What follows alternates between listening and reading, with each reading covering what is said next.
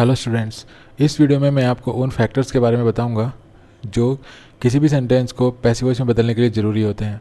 अर्थात अगर कोई सेंटेंस एक्टिव वॉइस में है तो अगर इस वीडियो में जो फैक्टर्स मैं आपको बताने जा रहा हूँ, अगर उन फैक्टर्स में से कोई बात उस सेंटेंस पर लागू होती है तो वो सेंटेंस पैसिव वॉइस में बदल सकता है। अर्थात उस सेंटेंस को एक्टिव वॉइस से पैसिव वॉइस में बदलना पॉसिबल है।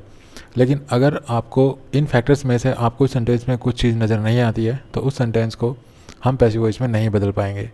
ठीक है, तो चलिए वीडियो को शुरू करते हैं और वो बातें सीखते हैं, वो चीज़ें सीखते हैं कि हमें सेंटेंस में क्या कौन कौन सी ऐसी चीज़ें हैं जो पता होनी चाहिए, या एक सेंटेंस में क्या क्या ऐसे एलिमेंट्स हैं जो एक सेंटेंस में होने चाहिए उस सेंटेंस को पैसिव वॉइस में बदलने के लिए। और अगर वो एलिमेंट्स वहाँ पे नहीं होंगे उस सेंटेंस में तो उस सेंटेंस को पैसिव वॉइस में बदलना पॉसिबल नहीं होगा। तो सबसे पहले तो हमने अब तक के पीछे वीडियोज़ में हमने जो भी चीज़ें सीखी हैं वो ये हैं कि किसी भी सेंटेंस को एक्टिव वॉइस से पैसिव वॉइस में बदलने के लिए सबसे पहले हमारे पास सब्जेक्ट होना चाहिए, उसके बाद वर्ब और उसके बाद ऑब्जेक्ट। अगर इनमें से कोई भी एक चीज़ नहीं है, एक भी एलिमेंट अगर सेंटेंस से मिसिंग है तो उस सेंटेंस को हम पैसिव वॉइस में नहीं बदल पाएंगे। ठीक है, तो सब्जेक्ट होना चाहिए, वर्ब होनी चाहिए और उसके बाद ऑब्जेक्ट होना चाहिए। और जो ये वर्ब है ये एक्टिव वर्ब होनी चाहिए, मतलब एक्शन वर्ब होनी चाहिए। अगर ये नॉन एक्शन वर्ब है तो फिर उस सेंटेंस को हम पैसिव वॉइस में नहीं बदल पाएंगे। तो ये चीज़ें हमने अब तक सीखी हैं।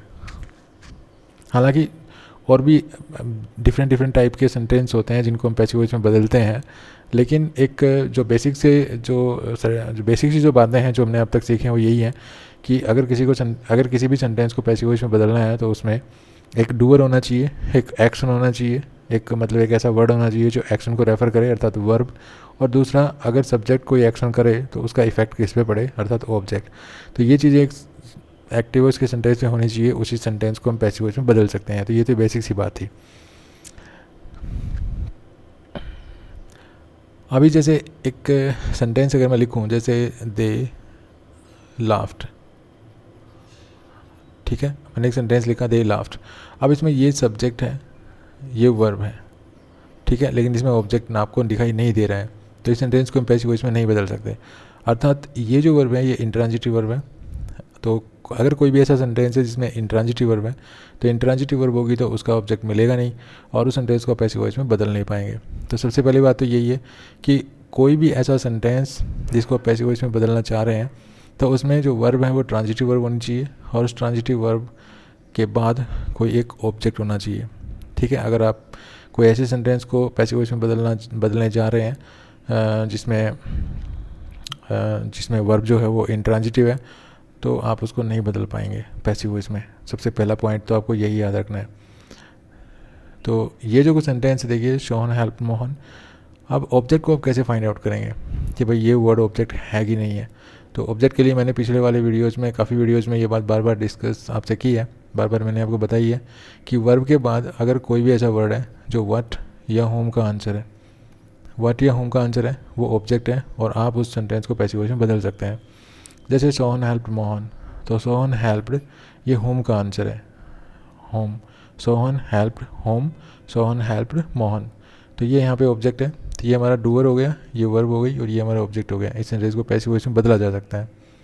उसके बाद देखिए I am reading a book, तो आई एम रीडिंग व्हाट, तो ये जो ए बुक है ये व्हाट का आंसर है। ओके, तो ये व्हाट का आंसर हुआ, तो ये हुआ डूअर, ये हो गई हमारी वर्ब और ये हो गया ऑब्जेक्ट। तो जब भी कोई सेंटेंस में वर्ब के बाद अगर कोई ऐसा वर्ड है जो होम या व्हाट का आंसर है तो वो एब्सोल्युटली ऑब्जेक्ट होगा और उसमें आपको सब्जेक्ट देखना है, वर्ब देखना है और ऑब्जेक्ट आपको मिल ही जाएगा और उस सेंटेंस को पैसिव वॉइस में बदल सकते हैं। कई बार क्या होता है कि एक वर्ब के बाद आपको डबल ऑब्जेक्ट देखने को मिलते हैं। डबल ऑब्जेक्ट वाला वीडियो मैंने इससे पहले शायद 1 या 2 वीडियो पहले बनाया होगा, अगर आपने वो नहीं देखा है तो वो देख सकते हैं। उसमें मैंने आपको काफ़ी इंपॉर्टेंट जानकारी जो है डबल ऑब्जेक्ट जो डबल ऑब्जेक्ट्स होते हैं वर्ब के बाद उनके बारे में दी है। तो आप उस वीडियो को देखेंगे तो ज़रूर कुछ ना कुछ काफ़ी इंपॉर्टेंट बातें उसके बारे में सीखेंगे। तो कुछ ऐसी वर्ब्स होती हैं जिनके बाद डबल ऑब्जेक्ट होते हैं, अर्थात उनके बाद एक ऐसा वर्ड होता है जो व्हाट का आंसर होता है, एक ऐसा वर्ड होता है जो होम का आंसर होता है। जैसे Saurabh gave me a book, अब ये मी जो है ये होम का आंसर है, ठीक है, और ये बुक है ये व्हाट का आंसर है। जैसे Saurabh gave a book home me, ठीक है, तो ये मी का आंसर ये होम का आंसर हो गया। ये देखिए सौरभ गेव मी व्हाट, तब ये व्हाट का जो आंसर है वो हो गया बुक। तो इसमें जो है होम का आंसर है ये मी और जो व्हाट का आंसर है वो है ए बुक। तो इसमें हुम का आंसर भी है और व्हाट का आंसर भी है, तो इसमें डबल ऑब्जेक्ट्स हैं, तो इसको भी हम जो है पैसिव वॉइस में बदल सकते हैं। कुल मिला के बात ये है कि अगर किसी भी सेंटेंस में आपको सब्जेक्ट दिखाई दे रहा है, वर्ब दिखाई दे रहा है या ऑब्जेक्ट दिखाई दे रहा है, ठीक है, ये तीनों चीज़ों जिस सेंटेंस में भी आपको दिखाई दे रही हैं उस सेंटेंस को पैसिव वॉइस में बदल सकते हैं। लेकिन बहुत सी सिचुएशन ऐसी आती हैं जब हमें जो है कन्फ्यूजन का सामना करना पड़ता है। अब जैसे ये सेंटेंस देखिए आप, पहले ये सेंटेंस देख लेते हैं। अब इस सेंटेंस में देखिए कई बार बच्चे क्या करते हैं, पहचान बना लेते हैं कि ये हो गया हमारा सब्जेक्ट, पहला वर्ड हो गया सब्जेक्ट, दूसरा वर्ड हो गया वर्ब और तीसरा वर्ड हो गया ऑब्जेक्ट, ठीक है। और ये पहचान बना लेते हैं कि भाई ये मोहन है, ये इधर आ जाएगा, उसके बाद ये सोहन है, ये लास्ट में चला जाएगा, और बीच में हो सकता है वर्ब भी सही लगा दें और वर्ब की थर्ड फॉर्म भी सही लगा दें, उसके बाद वर्ब की थर्ड फॉर्म के बाद बाई लगा दें, और ये पैसिव वॉइस बन गया। टीचर्स भी कुछ ऐसे टीचर्स भी हैं जो इस प्रकार के रूल्स जो हैं अपने बच्चों को सिखाते हैं। लेकिन अगर आप इस तरह के रूल्स अगर आप सीख रहे हैं तो इन सेंटेंसेस में आप धोखा खा सकते हैं, ठीक है। ये जो सेंटेंस है नीचे, इनमें आप धोखा खा सकते हैं। कैसे देखिए, आई रीच द स्टेशन। अब इस सेंटेंस को हम पैसिव वॉइस में नहीं बदल पाएंगे। क्यों नहीं बदल पाएंगे? क्योंकि इसमें ऑब्जेक्ट नहीं है। अब कोई कहेगा जी ये ऑब्जेक्ट है द स्टेशन, ये ऑब्जेक्ट नहीं है। कैसे नहीं है? देखिए, आई सब्जेक्ट हो गया, रीच वर्ब हो गई, आई रीच्ड। अब क्या ये व्हाट का आंसर है? अब क्या ये जो स्टेशन है ये व्हाट का आंसर है? नहीं है। क्या ये होम का आंसर है? नहीं है। किसका आंसर है? वेयर का आंसर है। और जो भी वर्ड वर्ब के बाद वेयर का आंसर होता है वो एडवर्ब होती है। तो यहाँ पर तो स्टेशन है, भले ये नाउन हो, लेकिन ये फंक्शन यहाँ पे किसका कर रहा है, काम किसका कर रहा है? एडवर्ब का। तो इस सेंटेंस को हम पैसिव वॉइस में नहीं बदल पाएंगे। दूसरा देखिए, ये आई है, ये सब्जेक्ट हो गया, ये वर्ब हो गई, और ये यहाँ पे रिफ्लेक्सिव प्रोनाउन हो गया। तो हालांकि रिफ्लेक्सिव प्रोनाउन ऑब्जेक्टिव केस ही होता है, ये हम इसको ऑब्जेक्टिव मान के चलते हैं। लेकिन हमेशा ध्यान रखिए कि वर्ब के बाद अगर आपको कोई ऐसा वर्ड है जो रिफ्लेक्सिव प्रोनाउन दिखाई दे रहा है, तो भले ही वो ऑब्जेक्ट हो, लेकिन उसको आप उस सेंटेंस को भी आप पैसिव वॉइस में नहीं बदल पाएंगे, ठीक है। तो दूसरी इंपॉर्टेंट चीज़ थी वो ये है। तो सबसे पहले तो हमने सीखा कि जब भी किसी सेंटेंस को एक्टिव वॉइस से पैसिव वॉइस में बदलेंगे तो उसमें एक सब्जेक्ट होना चाहिए, अर्थात एक डूअर होना चाहिए, उसके बाद एक एक्शन वर्ब होनी चाहिए, और उसके बाद एक ऑब्जेक्ट होना चाहिए, ठीक है। वर्ब से पहले अगर कोई वर्ड है जो हु या व्हाट का आंसर है तो अवश्य ही वो सब्जेक्ट है, और हु के बाद वर्ब के बाद अगर कोई ऐसा वर्ड है जो होम या व्हाट का आंसर है तो अवश्य ही वो ऑब्जेक्ट है। और अगर आपको ये तीनों चीज़ें मिल जाती हैं तो उस सेंटेंस को आप पैसिव वॉइस में बदल सकते हैं। लेकिन इनमें से अगर कोई एक भी चीज़ मिसिंग है तो आप उस सेंटेंस को पैसिव वॉइस में नहीं बदल पाएंगे।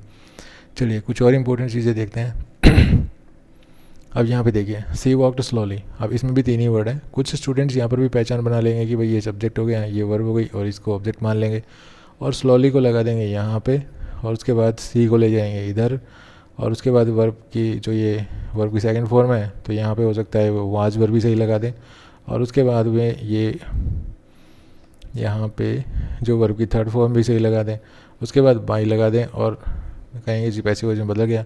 लेकिन इसको हम पैसिव वॉइस में नहीं बदल पाएंगे। क्यों नहीं बदल पाएंगे? क्योंकि यहाँ पे जो ये वर्ड है ये ऑब्जेक्ट नहीं है।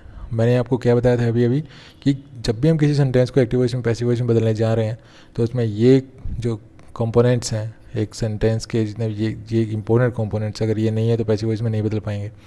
अब ये तो सब्जेक्ट है, ठीक बात है, ये वर्ब है, ये भी ठीक बात है, लेकिन ये ऑब्जेक्ट नहीं है आपके पास, क्योंकि ये ना तो व्हाट का आंसर है और ना ये होम का आंसर है, ठीक है। ये दोनों में से किसी का आंसर नहीं है। ये किसका आंसर है? ये हाउ का आंसर है। तो वर्ब के बाद अगर कोई ऐसा वर्ड है जो वैन का आंसर है, हाउ का आंसर है, वाई का आंसर है, वेयर का आंसर है, तो ये जितने भी वर्ड्स होते हैं जो वर्ब के बाद इन शब्दों के, इन क्वेश्चंस के आंसर होते हैं वो एडवर्ब्स होती हैं, ठीक है। तो आपको इनको भी पैसिव वॉइस में नहीं बदल पाएंगे आप इनको भी। जैसे सी सेइंग ब्यूटीफुली, अब ये ऑब्जेक्ट नहीं है, ये एडवर्ब है। सी सेइंग, उसने गाना गाया, कैसे गाया, ये हाउ का आंसर है, ठीक है। तो इसको भी आप पैसिव वॉइस में नहीं बदल पाएंगे। नेक्स्ट जो इम्पोर्टेंट चीज़ है वो ये है, नेक्स्ट जो है बात जो हमें जो है इस वीडियो में आपको बताने जा रहा हूँ, काफ़ी इंपॉर्टेंट बात है, वो ये है कि कई बार क्या होता है कि बी की कुछ फॉर्म्स होती हैं, बी की फॉर्म्स होती हैं जैसे इज, एम, आर, वॉज और वर। अगर ये किसी सेंटेंस में हेल्पिंग वर्ब की जगह यूज हो रही हैं तो उस सेंटेंस को पैसिव वॉइस में बदल पाएंगे। जैसे जब ये हेल्पिंग वर्ब के रूप में यूज होंगी तो इज, एम, आर और वॉज और वर, इनके बाद आपको एक वर्ब मिलेगी, ठीक है, और उस वर्ब के साथ आईएनजी लगा मिलेगा। अगर ये हेल्पिंग वर्ब होंगी तो। लेकिन कई बार क्या होता है कि इन वर्ब्स का यूज, मतलब इन शब्दों का यूज हम मेन वर्ब के रूप में करते हैं। जैसे यहाँ पे देखिए सोहन इज ए टीचर, अब यहाँ पे ये मेन वर्ब के रूप में यूज हुआ है। तो इस प्रकार के सेंटेंसेस को भी हम पैसिव वॉइस में नहीं बदल पाएंगे। ठीक है, काफ़ी इंपॉर्टेंट चीज़ें हैं जो आपको अपने माइंड में रखनी है किसी भी सेंटेंस को एक्टिव वॉइस से पैसिव वॉइस में बदलना सीखने के लिए। अब ये देखिए आई हैव ए बुक, यहाँ पे हैव वर्ब है, हैव एक पॉजिटिव वर्ब होती है, ये किसी चीज़ पर हमारा जो है कोई चीज़ हमसे बिलोंग करती है, ये चीज़ ये शो करती है। ये जो हैव वर्ब है हम तब लगाते हैं जब कोई चीज़ हमसे बिलोंग करती है। जैसे मैं कहूँ आई हैव ए बुक, तो इसका मतलब जो ये बुक है ये आई इससे बिलोंग करती है, तो ये यहाँ पे पॉजिटिव वर्ब होती है, हैज, हैव, हैड।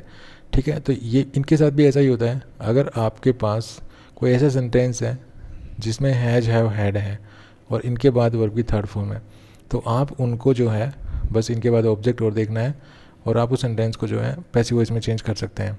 लेकिन अगर किसी सेंटेंस में आपको ये वर्ब की थर्ड फॉर्म दिखाई ना दे, सिर्फ अकेले हैज, हैव, हैड ही आ रहा हो, तो आप उस सेंटेंस को पैसिव वॉइस में नहीं बदल सकते।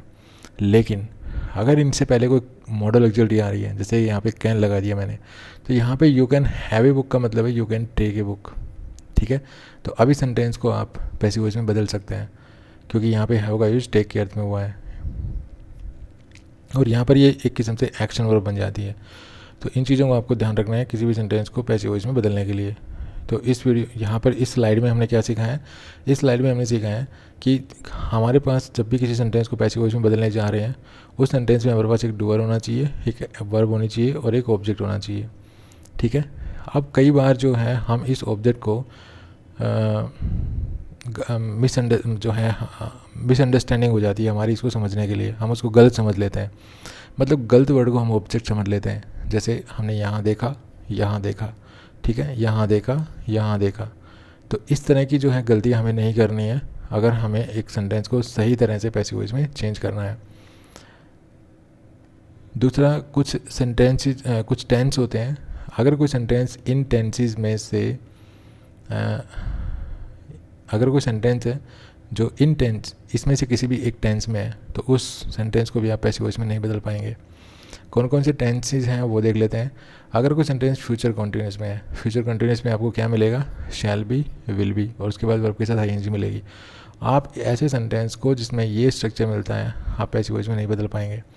दूसरा, present perfect continuous, past perfect continuous, future perfect continuous, अर्थात इन अगर कोई ऐसा सेंटेंस है जो इन टेंसेस में आ रहा है, मतलब इनमें से किसी भी एक टेंस में लिखा हुआ है, तो आप उस सेंटेंस को पैसिव वॉइस में नहीं बदल पाएंगे।